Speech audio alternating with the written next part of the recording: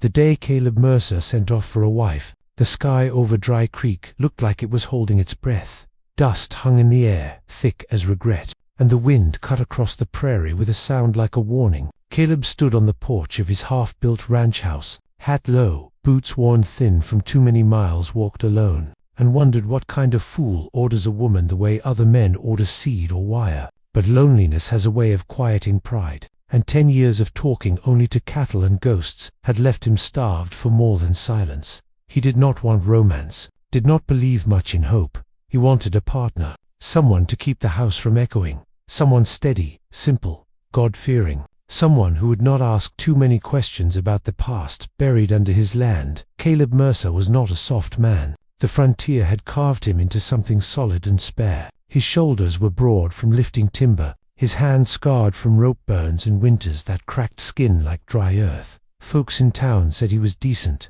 quiet, maybe a little too stern. He had fought in no famous war, but he had survived droughts, rustlers, and the kind of grief that never quite leaves. The letter he sent east was short and practical. Age 36, ranch owner, steady income, seeking a respectable woman for marriage, must be willing to work hard and live remote. God willing arrangement. He folded it once, then twice, sealed it like a contract, never imagining the force of nature it would summon when the reply came weeks later. Caleb read it by lamplight. The paper smelled faintly of soap and something sharper, maybe courage. Her name was Eleanor Whitaker, 29, orphaned young, raised among strong women. She wrote plainly, without frills or false sweetness, said she knew how to ride, shoot if needed, cook for many, and stand her ground. She did not promise obedience, only honesty. She said she was not afraid of hard land or harder men. Caleb frowned at that line, unsure why it unsettled him.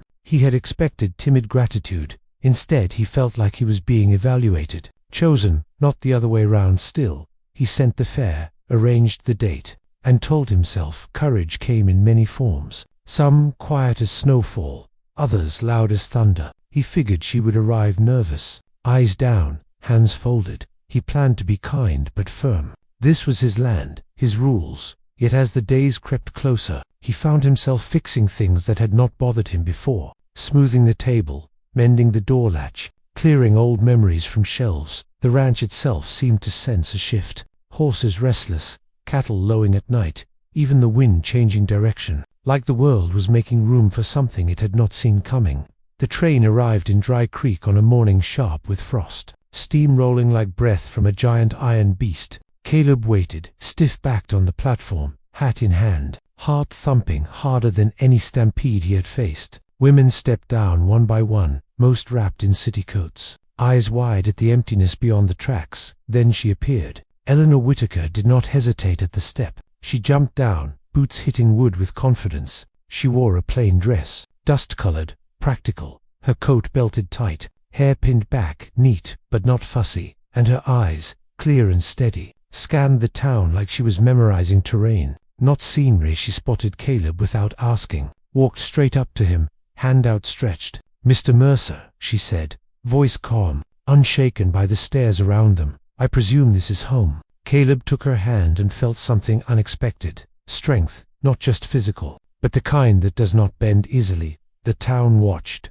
curious, some amused, some doubtful. Mail-order brides were not rare, but this one carried herself like she had chosen the frontier, not been sent to it. Caleb cleared his throat, nodded, and gestured to the wagon. The ride back was long, quiet, broken only when Eleanor asked sharp questions about water rights, winter feed, and nearby threats. Caleb answered slowly, realizing this woman thought like a survivor, not a dreamer. Halfway back, a shadow moved along the ridge. Caleb noticed first, hand drifting toward his rifle, but Eleanor saw it too. Her posture shifted, alert, ready. "Just a coyote," Caleb muttered, but she did not relax until it vanished. "You keep watch like a soldier," he said. She smiled thinly. "Learned young that danger does not announce itself," she replied. Something in her tone told him this was not bravado, but experience earned the hard way. The rest of the ride passed differently, not awkward, but charged, like two forces circling, measuring,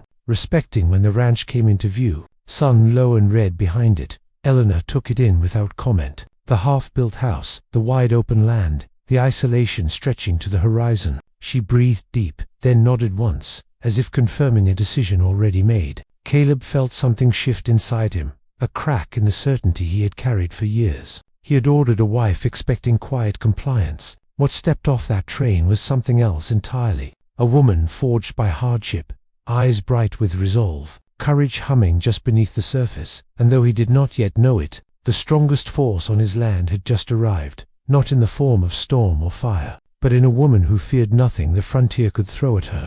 The first weeks settled into a rhythm that surprised Caleb more than he cared to admit. Eleanor did not wait to be told what needed doing. She rose before dawn, hauled water without complaint, learned the land as if memorizing a map for war. She listened more than she spoke, but when she did speak it was sharp and considered. She asked why fences were placed where they were, why certain cattle grazed certain slopes. She noticed small things, tracks by the creek that did not belong to deer, a gate left unlatched once too often. Caleb had lived with vigilance so long it felt like breathing, yet he realized she shared it naturally, not out of fear but awareness. The ranch no longer felt like something he defended alone. Townfolk came by under thin excuses, bringing supplies or curiosity. Some looked Eleanor over like merchandise, others with open doubt. Whispers followed her. Mail order, city bred, she will run when winter bites. Eleanor heard them all, said nothing, but Caleb saw how her spine stiffened,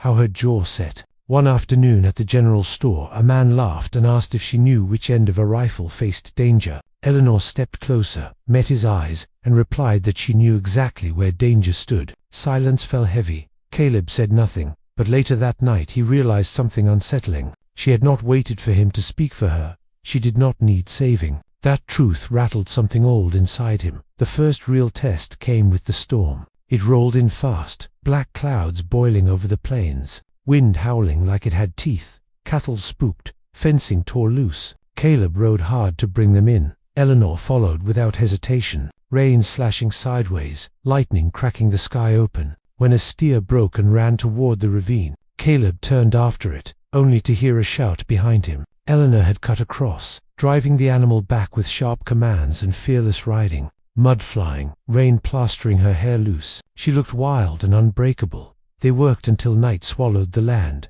soaked to bone, breath burning, and when it was done, Eleanor laughed once, short and fierce, as if daring the storm to try harder that night, as the wind battered the walls. Eleanor noticed something Caleb had long ignored. The doorframe cracked, the latch worn thin. She said nothing until morning, then set to work reinforcing it. Caleb watched from a distance, unease creeping in. He had built this place as a fortress against loss, yet she moved through it, improving, strengthening, reshaping, not asking permission, not seeking approval. He felt exposed in a way he had not since burying his past, but he also felt safer, a contradiction that left him quiet and thoughtful long after the hammering. Stopped trouble came not with gunfire but with smiles. 3 men rode up one afternoon, clean enough to look respectable, eyes sharp enough to say otherwise. They spoke friendly, asked about land boundaries, water access, cattle counts. Eleanor listened from the porch, hands busy shelling beans, mind clearly sharper than it appeared, when one man let slip a detail about a herd that had gone missing miles away. She looked up, met Caleb's gaze briefly. He understood then. She saw patterns like tracks in dust. The men left with polite waves, but the air stayed wrong. Eleanor said simply, "They will be back," not asking, telling. That night Eleanor did not sleep. She sat by the window, rifle across her knees, moonlight cutting her face into calm plains. Caleb woke and found her there, surprise flickering before respect took its place. He started to protest. She silenced him with a look. "I will not be caught unaware," she said quietly. The weight of those words pressed on him. He realized courage was not always loud or reckless. Sometimes it was patience stretched tight, waiting without fear. When dawn came and nothing happened, Eleanor stood, stretched sore muscles, and went to make breakfast, as if guarding a homestead through the night was ordinary work. Days later, Caleb rode to town for supplies, leaving Eleanor alone, something he would not have done weeks earlier. Halfway back he saw smoke, thin but wrong. His gut clenched. He spurred the horse hard, fear roaring louder than hooves. But when he crested the rise he saw Eleanor standing firm, fire stamped out, rifle aimed at a retreating figure on horseback. Later she told him 2 men had tried the back door. Thinking her weak, she fired once into the dirt by his boots. Told him next time it would not miss. Her hands had not shaken. Her voice had not wavered. Caleb realized then the land did not protect Eleanor. Eleanor protected the land that night. Caleb sat across from her in the lamplight, the space between them heavy with unspoken truth. He had ordered a bride, expecting companionship and order. What he received was a force equal to any frontier legend. A woman who met danger head-on and did not blink. He felt pride and fear tangled together, because loving such a woman would mean standing beside her, not in front. The frontier had taught him many lessons, but this one cut deepest. Courage did not belong to men alone, and the bravest heart under his roof beat in Eleanor Whitaker's chest. The reckoning arrived at dawn, quiet enough to fool the lesser heart. Caleb woke to the sound of horses, not many, but enough. He reached for his rifle and found Eleanor already dressed, eyes sharp, movements steady. The men from before rode in with no smiles now, joined by others, faces hard and hungry, rustlers who had finally decided the Mercer land was worth bleeding for. Caleb felt the old weight of responsibility settle on his shoulders, the instinct to shield, to command, to sacrifice himself if needed. But Eleanor stepped beside him, shoulder to shoulder, no fear in her stance, only resolve. And in that moment Caleb understood this fight would not be fought by tradition, but by trust. Gunfire cracked the morning open, shots tearing through fence posts and sending splinters flying. Eleanor moved with calculated precision, directing Caleb where to position, when to wait, when to strike. Her voice cut clean through chaos. Not shouting, commanding, she fired only when necessary. Every bullet a decision, every breath measured. When one man tried to flank the house, she caught the movement before Caleb did, dropping low, firing once, clean and final. The land echoed with the truth of it. She was not reacting, she was leading. The fight stretched long and brutal, dust thick with smoke and sweat. But when the last rider fled, wounded pride and body alike, the ranch still stood. Silence followed, heavy and ringing. Caleb's hands shook then. The aftermath finally catching him. Eleanor noticed, touched his arm once, grounding him. "It is done," she said softly, but both knew it was not finished inside them. Town law arrived late, as it always did, asking questions that missed the heart of it. Eleanor answered plainly, without embellishment or apology. The sheriff looked at her with new eyes, not skepticism, but respect. By nightfall word had spread. Mercer's wife had stood her ground. The land whispered her name differently now. Days passed. Wounds healed slow, both visible and hidden. Caleb found himself watching Eleanor when she thought no one noticed. The way she fixed what broke, the way she laughed only when it mattered, the way she never pretended strength she did not feel, but never surrendered it either. He realized love had arrived quietly, not in longing glances or soft promises, but in shared danger and earned faith. One evening as the sun bled gold across the plains, Caleb spoke the truth he had been carrying. He told her he had ordered a bride, thinking to control his world, and instead found someone who expanded it, someone he chose now, freely, not by letter or necessity. Eleanor listened, eyes steady, then told him her truth in return. She had answered the ad, not out of desperation, but intention. She wanted land, purpose, a place where courage mattered more than background. She admitted she had tested him, watched to see if he would accept strength instead of fearing it. When she said she would stay only if they stood equal, Caleb nodded without hesitation.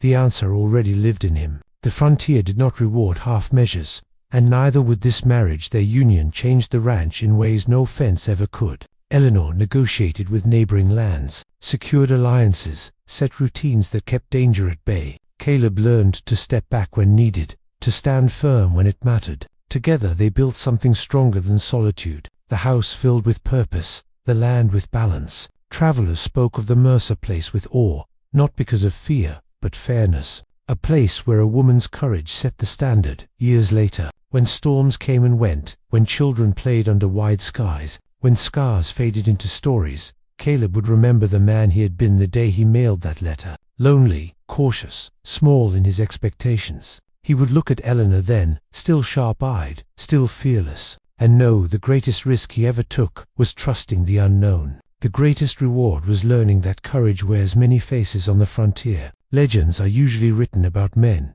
their guns, their grit, But this land remembered Eleanor Mercer differently, not as a footnote or exception, but as the measure itself. She arrived by train as an answer to an order, and stayed as the bravest soul the plains had ever known. And Caleb, who once thought himself strong, learned that true strength is not owning the land, but standing beside the one who can defend it better than you ever could.